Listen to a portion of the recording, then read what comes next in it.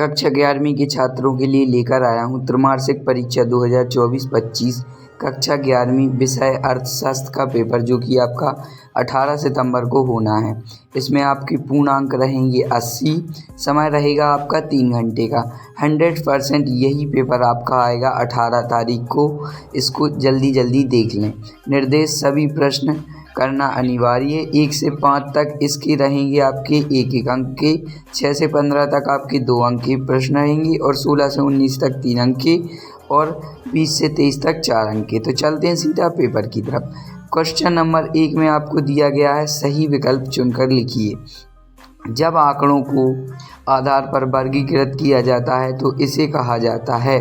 Option A आस्थनिक वर्गीकरण, option सा या ऑप्शन नंबर द, इनमें से कोई नहीं। तो जो इसका राइट आंसर हो जाएगा दोस्तों, वो हो जाएगा आपका ऑप्शन नंबर बा, इसका हो जाएगा राइट आंसर, कानूनी वर्गीकरण। नेक्स्ट, भारत में योजना आयोग की स्थापना किस वर्ष की गई थी? Option A 1947, 1948, 1949, 1950। तो इसका राइट आंसर हो जाएगा दोस्तों ऑप्शन नंबर द, 1950 को। अब चलते हैं नेक्स्ट। सांख्यिकी के जन्मदाता हैं? ऑप्शन मार्शल, एचेनवाल, गाल्टन या बाउले। तो इसका जो राइट आंसर हो जाएगा, सांख्यिकी के जन्मदाता हैं, इसका राइट आंसर हो जाएगा ऑप्शन नंबर बा, एचेनवाल। नेक्स्ट, भारत में जेल सेवा प्रारंभ हुई थी 1983 में, 1863 में, 1873 में, 1853 में, 1883 में। तो जो भारत में जेल सेवा प्रारंभ हुई थी वो हुई थी 1853 में। नेक्स्ट, तृतीय क्षेत्र में शामिल है?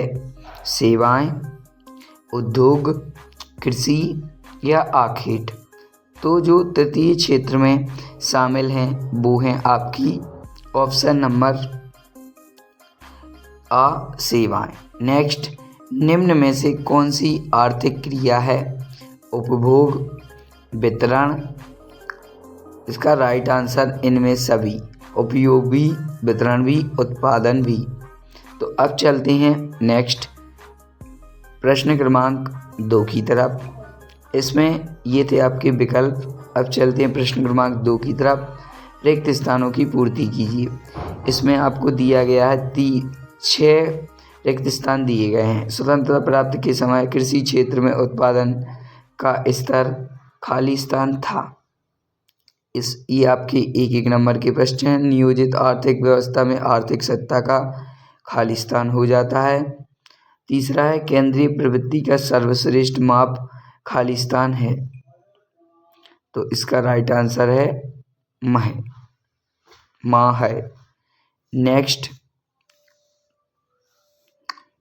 अब चलते हैं नेक्स्ट, वर्गीकरण खाली स्थान का आधार है। तो जो वर्गीकरण स्वतंत्रता से पूर्व उद्योग केंद्रीकरण बंगाल राज्य में था और लास्ट इसका पूंजीवाद अर्थव्यवस्था में प्रत्येक शासी अपने लाभ को खाली स्थान करना चाहता है। तो ये थे आपके प्रश्न क्रमांक 2 के खाली स्थान। तो इसका राइट आंसर हो जाएगा अधिक। नेक्स्ट, पहला दूसरा जो आपका क्वेश्चन है और तीसरा चौथा ये आपके अभी तक मिले नहीं हैं, जैसे ही मिल जाएंगे डाल दूंगा। नेक्स्ट, 3 सत्य असत्य चयन करके लिखिए। इसमें आपको 6 सत्य असत्य दिए गए हैं। पहला सत्य है आपका, दूसरा जटिल तत्व सांख्यिकीय सरल में प्रस्तुति करती है, ये भी आपका सत्य है। तीसरा भी आपका सत्य है और चौथा गुणात्मक तत्व समरणीय किया जा सकता है, ये भी आपका सत्य है, ये आपका असत्य है। छठवां आपका सत्य है, 5वां असत्य है, बाकी आपकी सब सत्य हैं। तो ये था दोस्तों कक्षा 11वीं का अर्थशास्त्र का पेपर। अब चलते हैं नेक्स्ट क्वेश्चन नंबर 4 की तरफ सही जोड़ी बनाइए। पहले का इसका ऑप्शन नंबर बा दादा भाई निरोजी, दूसरा है इसका, ये पहले का आंसर हो जाएगा दोस्तों। दूसरा है इसका 1881, तीसरा है इसका ऑप्शन डी औद्योगिक नीति 1965 को, चौथा है इसका जी द्वितीय क्षेत्र, और पांचवा है इसका, इस प्रकार से है, आप इसको देख लीजिए। ये आपकी 7 सही जोड़ी हैं। इसमें प्रत्येक पर एक एक अंक आपको मिलेगा। कक्षा 11वीं का अर्थशास्त्र का पेपर है जो कि आपका 18 सितंबर को होना है, उसका रियल पेपर लेकर आया हूं दोस्तों। अगर आप इस चैनल पर नए हैं तो इस चैनल को सब्सक्राइब भी कर लीजिए, क्योंकि बाकी के जो आपके पेपर हैं वो भी इसी चैनल पर अपलोड कर दिए गए हैं, तो जाकर आप उनको भी देख लीजिए और अपने दोस्तों में भी शेयर कीजिए। ये आपकी सही जोड़ी हैं एक एक नंबर की, क्योंकि 100% यही पेपर आपको देखने मिलने वाला है, यही पेपर आपका आएगा।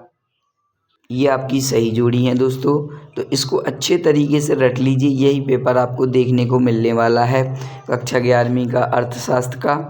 तो ये है आपकी सही जोड़ी, इसको आप पढ़ लीजिए और अच्छे तरीके से आप इसको रट सकते हैं। स्क्रीनशॉट भी आप ले सकते हैं, क्योंकि यही पेपर आपको देखने को मिलने वाला है। अब चलते हैं प्रश्न क्रमांक 5 की तरफ। एक शब्द एक वाक्य में उत्तर दीजिए। ये भी आपको 7 क्वेश्चन दिए गए हैं, प्रत्येक पर आपको एक एक अंक आवंटित है। पहले का है राइट आंसर प्राथमिक समक। दूसरे का है उस सांख्यिकीय विधि का नाम बताइए जो कम खर्चीली है। तो इसका जो राइट आंसर है वो है प्रति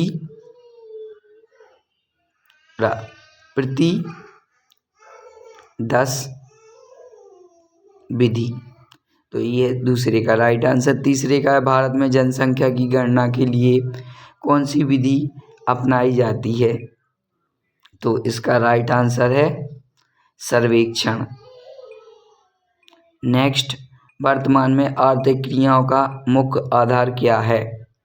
जी हाँ, तो इसका राइट आंसर है उत्पादन। नेक्स्ट, उत्पादन, उपभोग, निवेश। नेक्स्ट है इसका अर्थशास्त्र का जनक कौन है।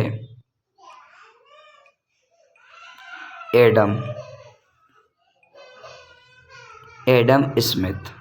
नेक्स्ट, आर्थिक क्रिया से क्या अभिप्राय है। एक वचन में सांख्यिकीय को क्या कहा जाता है। तो ये है इसका आंसर। दोस्तों अच्छे तरीके से देख लीजिए, यही पेपर आपको 18 सितंबर को देखने को मिलने वाला है। कक्षा 11वीं का रियल पेपर है दोस्तों, 100% यही पेपर आपका आएगा। प्रश्न क्रमांक 6, अर्थशास्त्र के विभागों के नाम लिखिए अथवा राजस्व से आप क्या समझते हैं। 7वां, आर्थिक समस्याओं के कारण बताइए अथवा सांख्यिकीय क्या है। 8, सांख्यिकीय की 2 विशेषताएं, अर्थशास्त्र के अध्ययन सांख्यिकीय का महत्व। 9, प्राथमिक समंक किसे कहते हैं, जनगणना से क्या आशय है। सारणीय का क्या अर्थ है, समांतर मध्य का सूत्र लिखो। 11वां, एक आदर्श मध्य के गुण लिखो। चतुर्भुज विचलन किसे कहते हैं। बाजार अर्थव्यवस्था का अर्थ बताइए और अथवा अर्थ नियोजन से क्या आशय है। 13, राष्ट्रीय आय का अर्थ बताइए। सतत विकास में क्या आशय है। बिंदु रेखीय मार्गदर्शन से क्या समझते हैं। पारंपरिक वितरण क्या है समझाइए। 15, विस्तार का सूत्र लिखो अथवा प्रो मार्शल की परिभाषा दीजिए। 16, पूंजीवादी अर्थव्यवस्था को विशेषताएं बताइए अथवा मिश्रित अर्थव्यवस्था के गुण लिखो। 17, सांख्यिकीय विविधता क्या है, उनके नाम लिखो अथवा आर्थिक गैर आर्थिक गतिविधियों में अंतर स्पष्ट करो। 18, प्राथमिक आंकड़ों का द्वितीयक अंतर स्पष्ट करो। और 19वां निम्न आंकड़ों से समांतर मध्य ज्ञात करो। 20वां प्रश्नावली किसे कहते हैं? एक अच्छी प्रश्नावली विशेषताएं बताइए। 21 प्राथमिक आंकड़ों का संग्रहण। और 22 मध्यिका क्या है, इसकी गणना कैसे हुई, इसको भी आप देख लीजिए। ये आपके 4 नंबर के क्वेश्चन हैं। 22वां ये आपका 23वां। तो ये था दोस्तों आपका कक्षा 11वीं का अर्थशास्त्र का पेपर। इसके जो आंसर हैं वो अगली वीडियो में अपलोड कर दूंगा, तो इस चैनल को सब्सक्राइब कर लें और लाइक कमेंट शेयर जरूर करें। धन्यवाद।